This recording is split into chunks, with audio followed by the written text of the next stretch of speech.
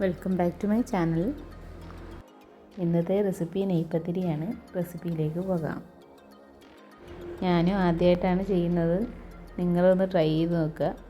നല്ല ടേസ്റ്റ് ഉണ്ടായിരുന്നു കഴിക്കാൻ. ഇതിലേക്ക് ആവശ്യമായത് 1.5 ഗ്ലാസ് പുട്ടുപൊടി എടുക്കുക. അതിലേക്ക് ഉപ്പിട്ട് നന്നായി ഇളക്കി വയ്ക്കുക.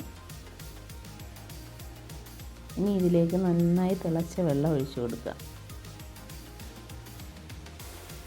വെള്ളം ഒഴിച്ച് ഒന്ന് ഇളക്കി കുറച്ച് നേരം മാറ്റി വയ്ക്കുക.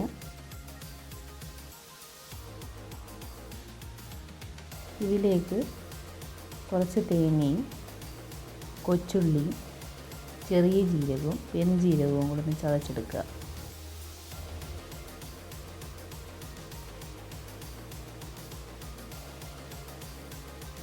മാവ് ചൂടുവെള്ളത്തിൽ നന്നായി കുതിർന്നിരിപ്പുണ്ട്. ഇനി ഇതിലേക്ക് നേരത്തെ ചതച്ചത് ഇട്ട് നന്നായി കുഴച്ചെടുക്കുക.